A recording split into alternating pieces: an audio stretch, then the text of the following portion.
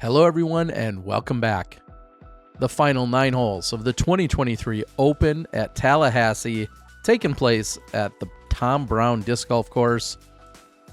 Your front runner in Matt Orum, trying to hold off the likes of Braeden sides along with Silas Schultz, and of course Dylan Seppala rounding it off. It's been a long weekend of beautiful disc golf. Somehow we've avoided the weather in terms of any kind of storms. Hot and humid, well, probably typical Tallahassee weather, pushing in the mid to high 80s along with some significant humidity. But we're here on hole 10, heading into the back 9, 375 feet, slightly uphill. You really need to beat this tree, either just inside of it as the drone went or just to the right of it if you're throwing the righty backhand line. Oh, excited gallery member working stylish here. Little reset. And hits the main tree. Of course, there's plenty of trees out here, but that's the main tree. If you said to somebody, yeah, but I hit the tree on 10, they would know that you're talking about that one. That should work out just fine. Maybe a long look for birdie.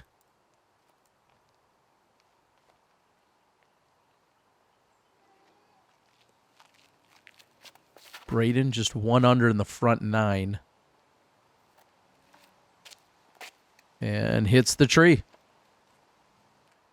You know, the tree.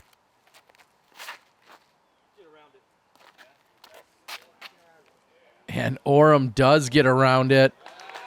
Little bump and run, little check roll.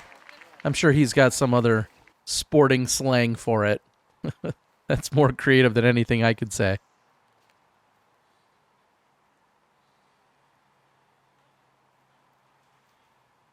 Standstill forehand coming up here for Braeden. Well, too much mustard on that. Going to be a downhill putt, maybe circle's edge.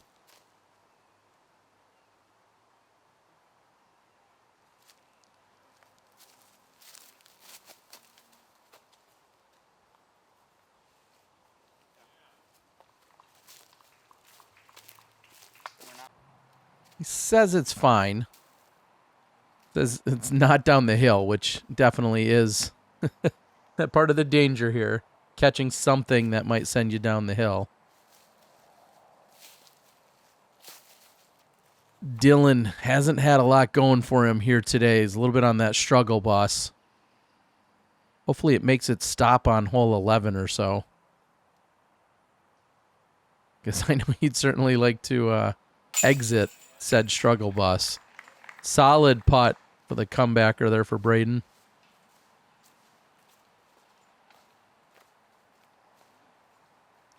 And as I think back to the front 9, I have to assume at some point I called Braeden Brandon. I haven't looked. I haven't checked. I just feel like that's something I would do. So if so, I'm going to apologize now.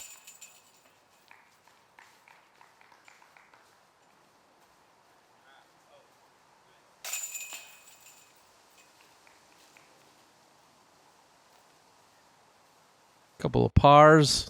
Birdie by Orum. We're going to head over to hole 11, which feels somewhat like a bonus get. Saw the throw in by Charlie Goodpasture during round number 1, but birdies are tough to come by here on 11. In fact, playing as the 5th most difficult hole on the course, averaged .28 over par. And we'll have to see if anyone can unlock the magic mystery or key or I don't know, some other cliche that I'll mess up. I don't know. Somebody will figure it out. The cliche, not the hole.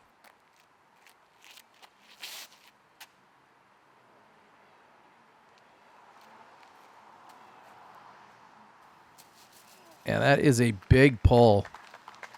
That is pin high, but not quite tight enough to the tree line. Not only do you need to get the big distance on it, but then it has to be tight enough, and then you're probably playing some kind of a skip, and that's a little more like it. Just outside of the circle for Dylan.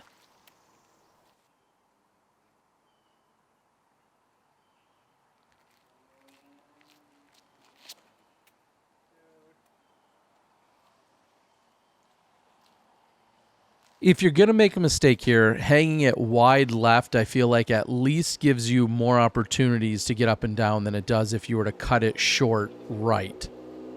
So, although not loving the effort, I'd rather throw it out to that open area as opposed to coming in hard right and short. And not going to mess with it, but not going to throw the best approach either. If you're laying up, you want that committed and right next to the basket.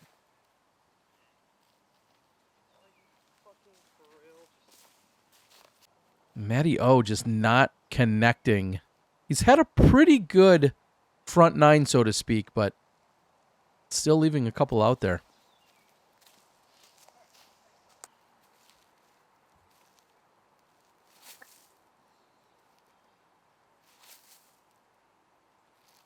Braeden worked hard for the par on 10. He's got a similar distance here on 11, maybe even longer. No problem, though.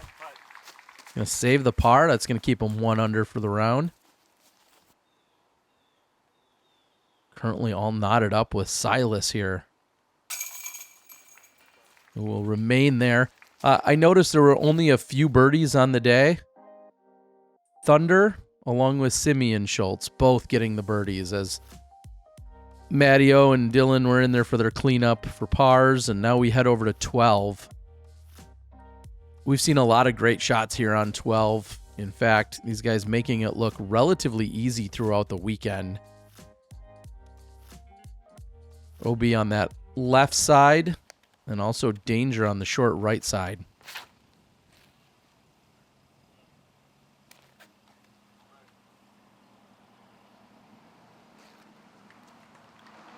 And that drift to the left side is going to put Orum out of position. He'll have some trickery, maybe still being able to get around the corner. And Schultz just putting way too much on it. Trying to get beefy with it.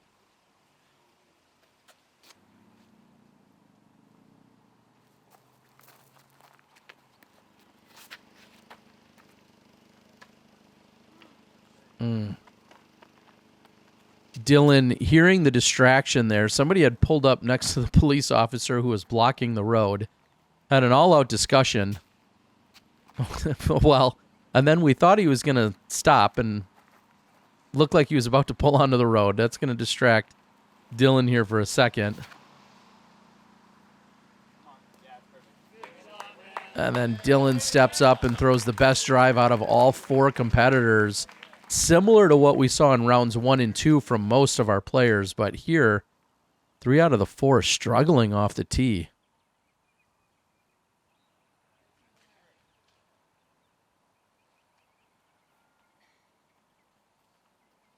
And for a moment, I was thinking, is there out of bounds over there? But there's not. It was just simply marking, just doing, we'll say, traditional spotting duties and rolls, without any OB penalties over there.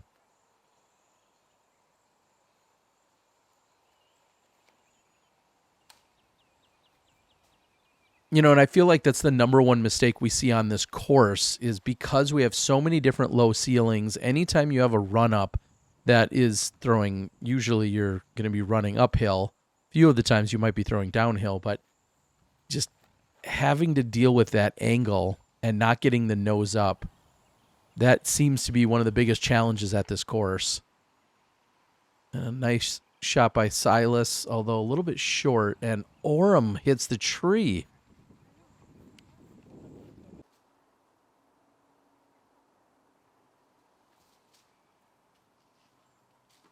And I'd bet a bag of McBeast jerky that Dylan is a pretty big Paul Macbeth fan. I did not confirm with him, but if you sense the run-up You sense a few of the mannerisms. There's a lot of things that you notice. I also saw he had a Paul Macbeth grip bag and throws quite a bit of discraft, but there's a lot of mannerisms. And I think that's part of our YouTube professional viewership and generation that we have right now.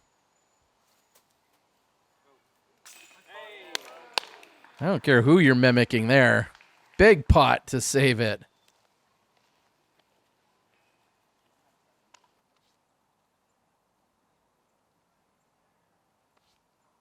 Silas right at circle's edge.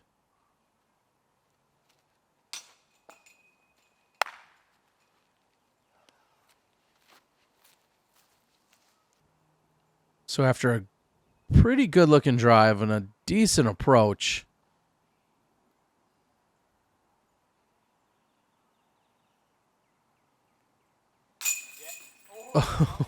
okay. Well, I thought it was going to be that thing again. Where it doesn't always stay in the thing? Yeah, but it didn't. So, great putt. And if you go back and you notice that it would almost look like an optical illusion. I thought it had come straight back out as well, and that's exactly what Stylish had noticed. And Braeden was picking up his minis, so he had no idea.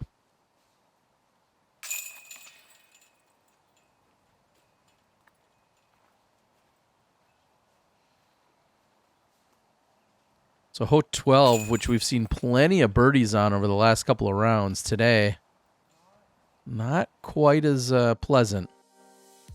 Hole 13, 910 feet. Talked about getting up onto one of these ridges. Really, the only place you don't want to land is on a hillside.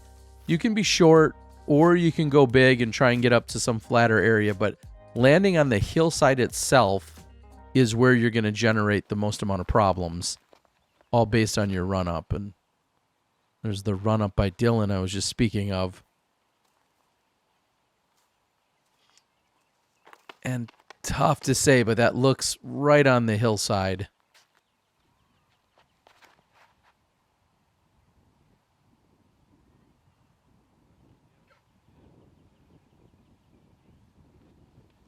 And certainly hillside.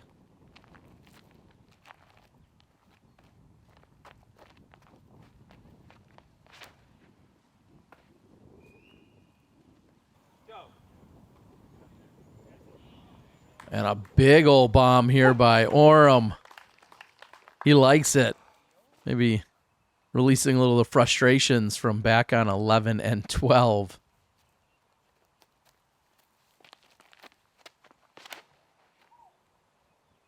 And yesterday, Caleb Skinner told me his only goal was to outdrive Orum on a hole. And today, after this shot, Silas Schultz tells me he also has just achieved one of his goals. He just outdrove Matty O. That is a huge crush, putting him in really good position.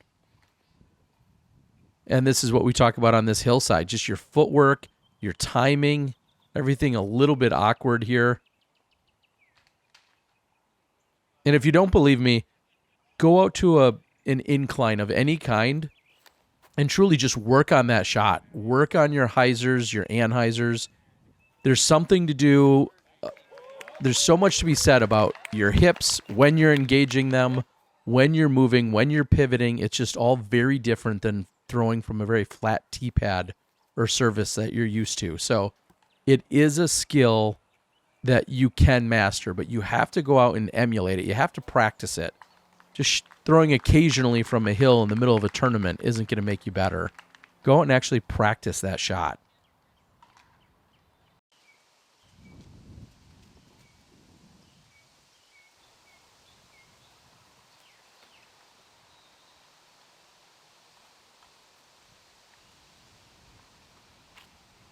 That's going to be short, and that seems to be the theme.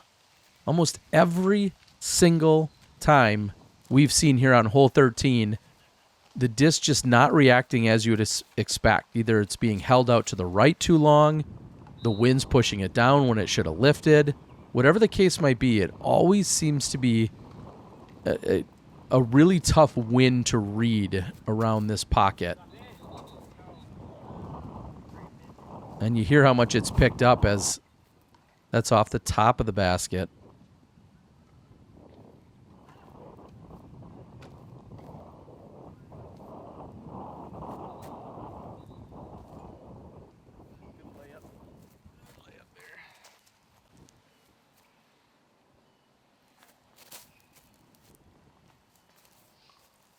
No distractions for Orum. So that's a long eagle that's going to result in a tap-in birdie. And nice work here by Dylan. He's going to fight himself back to even par on the round.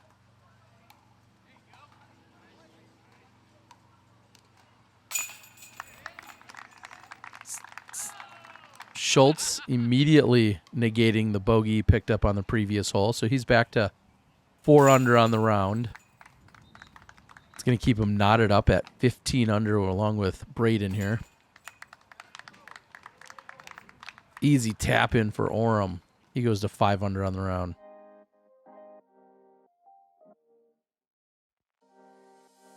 And we're going to head over to 14. Low ceiling.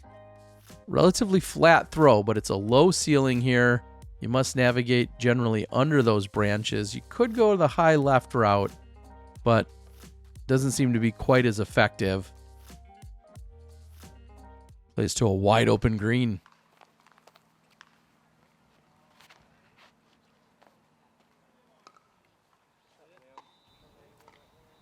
So good forward progress there. That's going to give him still a look. I thought that was going to have a harder skip flare, so when I say good forward progress, just meaning it skips straighter than what I initially thought it was going to do. And Orum with the hovercraft.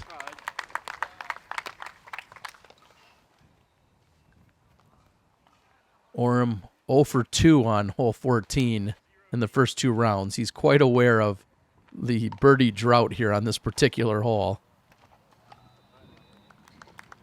We saw him in the front 9 rectify the problems on holes 1 and 2. He had previously missed 1, 2, and 3 in the first 2 rounds, and today he got 1 and 2 for the first time.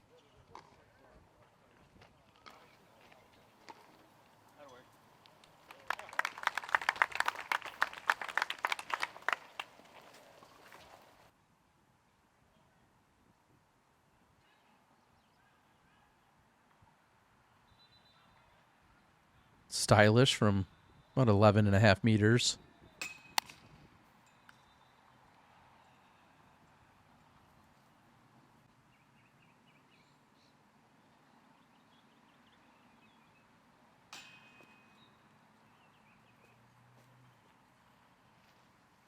I'm going to say this is the most open basket that we play on the entire course, and it still feels like there's something that protects it.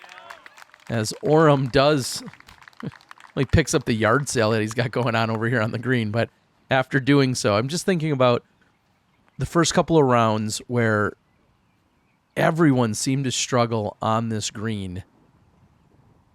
I don't know what to make of it. It's just so open.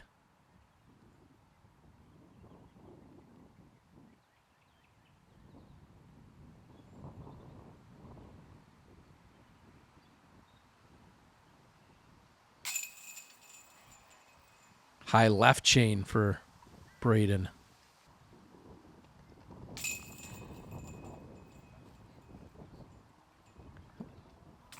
Looks like it's going to be a set of pars for those 3 guys and the birdie by Orum for the first time this weekend. I'm Garrett Girthy. People know me as Double G. I've been making Double G craft jerky since I was 16 years old. When I have Double G's craft jerky and I pull it out of my bag during a round, the first thing anyone asks is that Double G's craft jerky? And I always bring the big bag because I know I'm gonna have to share it. I'm a big fan of beef jerky, and I have to say that Double G beef jerky is absolutely my favorite I've ever found. I'm always looking forward to digging my hand in my next bag of Double G craft jerky. You can find Double G craft jerky at doublegjerky.com. Funny side story to that. One time I was eating the hot boom sauce, because you know that's what I do. And Adam Hammis tried to put his hand in to grab a piece of it, and I had to slap his hand. So, you guys talk about sharing. I don't share the hot boom sauce. Well, unless I'm giving it away for free, which is what I do here on the channel all the time. So, like, share, subscribe, do all those YouTube things, and then leave a comment in the comment section here. And that'll make you eligible to win some jerky. So not the park job we saw from Orum the day before. Still up the middle. And it sticks. It sticks up in the tree. And they're not playing the 2-meter rule here. And Stylish, I mean, with a name like Stylish, you've got to be going for this absurd route. And he's way off on the left side, but short.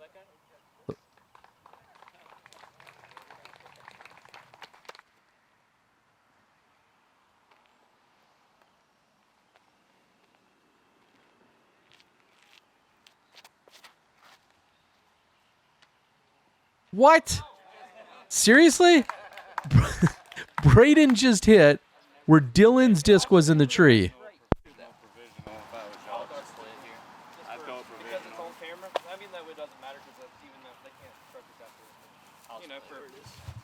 You don't want them trolls, dude. The trolls. Like that movie. All those dudes. Or I'm talking about Trolls, the movie. No, there was a conversation about whether or not he gets to play it from where the disc then dropped down after it was knocked out of the tree, or if it should be marked where they think the disc was and then go directly below that. So there was some uncertainty on the card. I wasn't about to interject, although I feel like I know the right answer. And they ultimately have now, we just heard provisional called. And so he's going to play it both ways, as if he played it from where it was directly below the disc or from where the disc ultimately hit and landed and was knocked out of the tree by Braeden. Crazy turn of events. Maybe that should be your comment. Have you ever in your life seen that happen where somebody threw and then someone after them threw and ultimately knocked the disc out? Regardless of how it gets played, just tell me if you've seen that happen. Orum's long birdie bid, just barely off the mark. So from his first shot, that is Dylan's attempt at saving the par. Well, technically that was his provisional or his second shot, I guess, if you want to call it that. His first one is in front of you on the screen.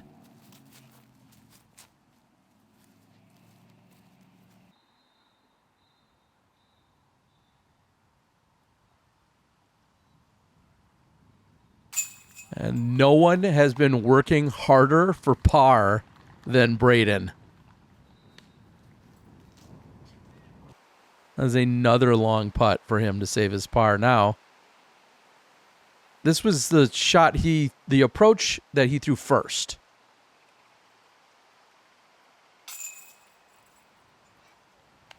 All right, well, regardless, it's going to get chalked up as a bogey either way. It looks like he's got 2 tap-ins for bogey, regardless of which one he should have played from.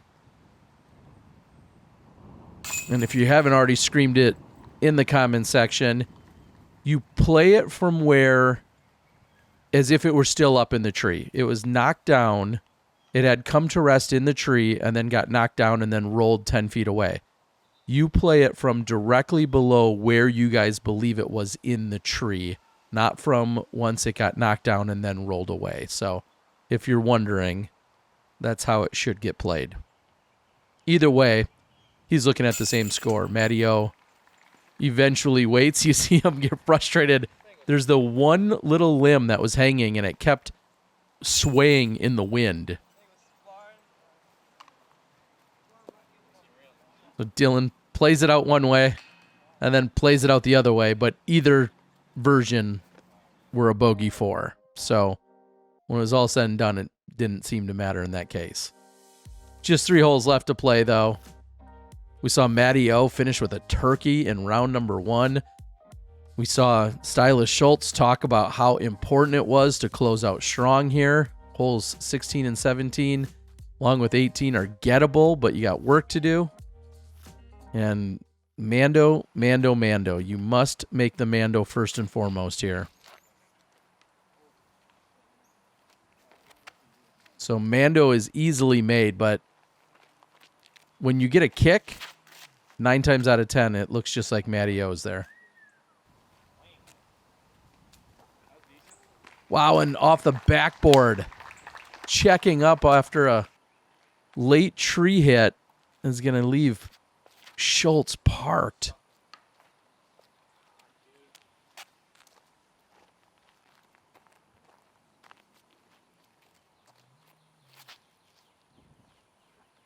It's nice, smooth, controlled flex. Trying to fight back and over. A little roll that doesn't do him any favors.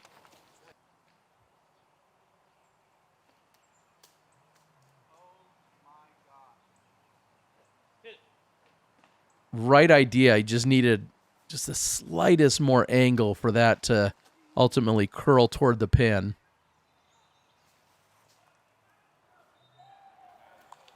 Orum's going to play the skip. And right now we're noticing Casey White is on fire, playing very well. He's a few cards deep at the moment, but playing a very solid round of golf as we're keeping an eye on the live scores. White, through 16 holes, is 10 under and is sitting at 16 under.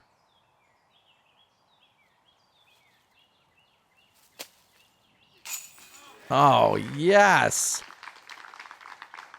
Another par save. This one again from circle 2.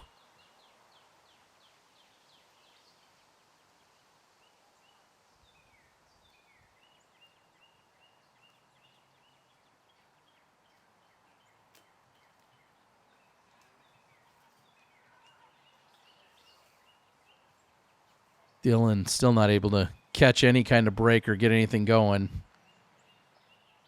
We see him sitting at 1 over for the round.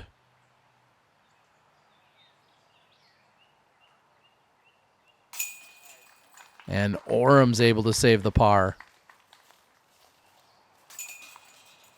You know, we're through 52 holes of golf, and Orum has had 2 bogeys, and they came on holes 8 and 12 today. And he's sitting with a comfortable lead. Speaking of comfort, head on out to the distinguisheddoodle.com.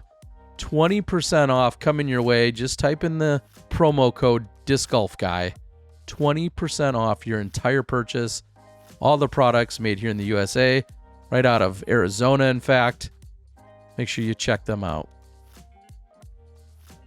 Hole 17, tunnel shot 385. OB hard right side.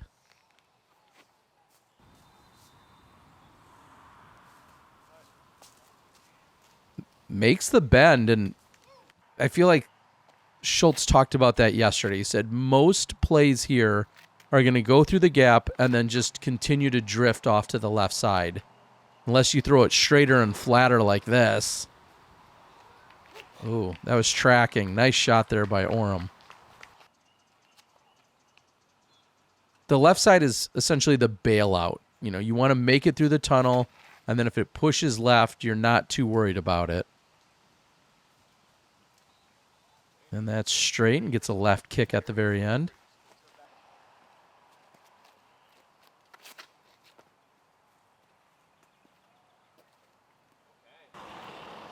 Oh, and a beautiful shot there. Dylan. Just about on the dance floor. I don't know what the dancing looks like out in South Carolina or Florida or Georgia, so.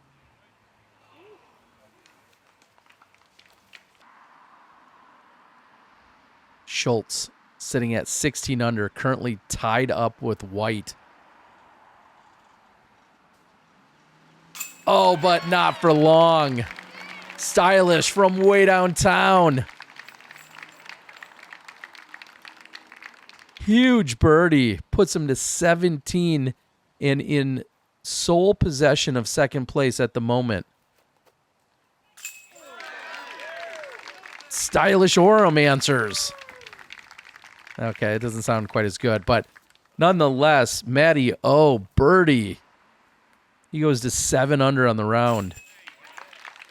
Oh my gosh, is Oprah out here just handing out birdies? Dylan also in for birdie.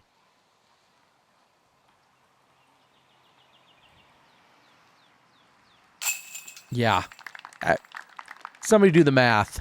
No other card played that 3 under or better on the day. We're going to keep it rolling with our Zuka.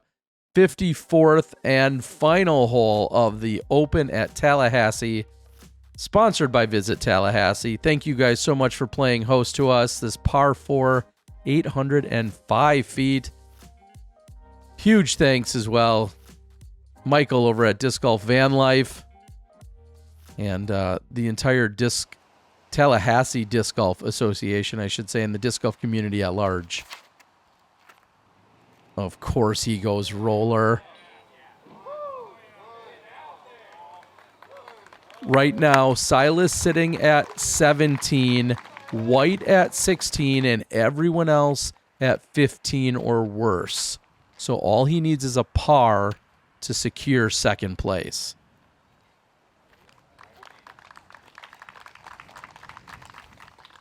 Casey White's looming as the bogey monster.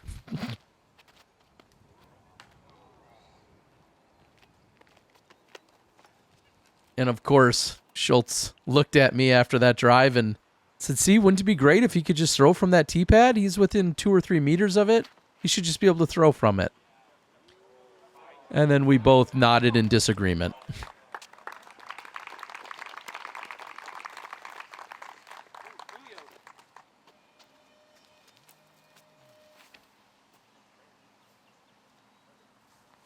Oh, and gonna get a full flex out of that. Almost getting it all the way back. Nice shot. Good recovery shot there for Dylan, trying to walk away, possibly salvage a par.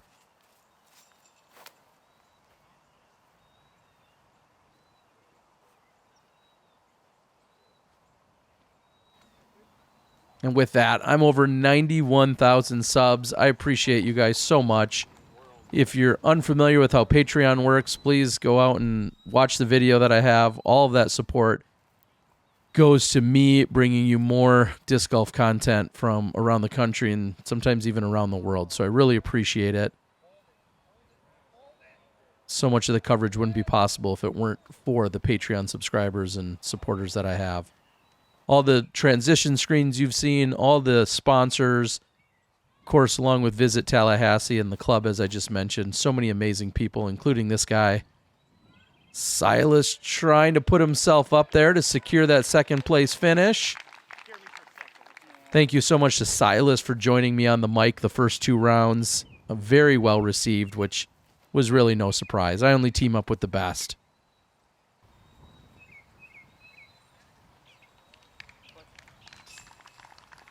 So Dylan will have a chance at saving par and possibly a par round. Victory formation for one Matty O, able just to pitch it up next to the basket.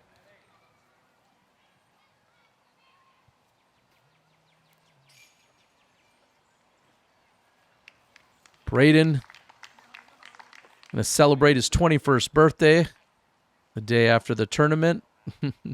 Silas trying to see if he's got a top-tier shelf. Yeah, that's a top-tier throw there, buddy. And a second place finish for one Silas Schultz. Congratulations. Dylan closes out with a strong putt. Fights back to even for the youngster.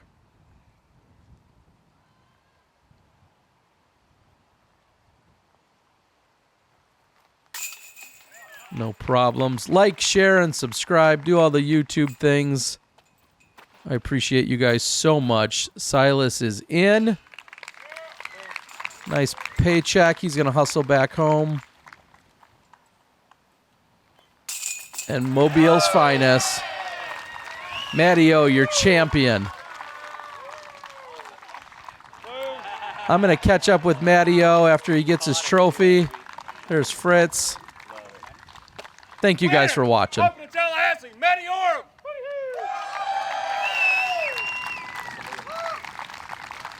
I gotta thank Westside and Paul Macbeth for not coming, baby. Let's go. Thank you, thank you, Fritz, Uncle Fritz, let me stay, and T-Dog for coming up here, Terry Miller, and everybody that showed up. Marshall. Boo. Yeah. Thank you. Yeah, you can have one. Hound dog, boom, boom. Nice, baby. Let's go, dude. Uncle Fritz. Uncle Fritz. I'm at the bottom.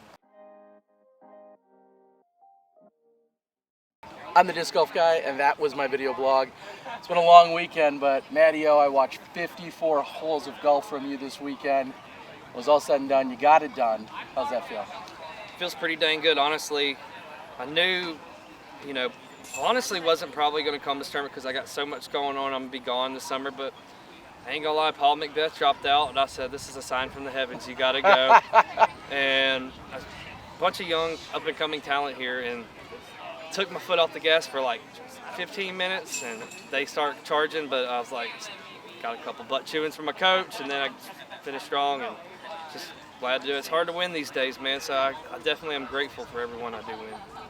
Yeah, it was quite a battle, and like you said, I feel like half the time you could add up 2 or 3 of the other guys' age, and then it gets closer to you and I. I'm older than you, but man, these young bucks are bringing it, aren't they? Dude, and they're only getting better and better. Everybody's just getting so good at putting, man. And I remember back in the day, like, we knew who were good putters. There was only like 10 of us in the world. Now it's like, all right, who can't putt? Not who can putt. So, yeah, it's definitely good. Like, game's changing, man. It's awesome to see these kids getting it and them enjoying themselves and competing, man. It's cool.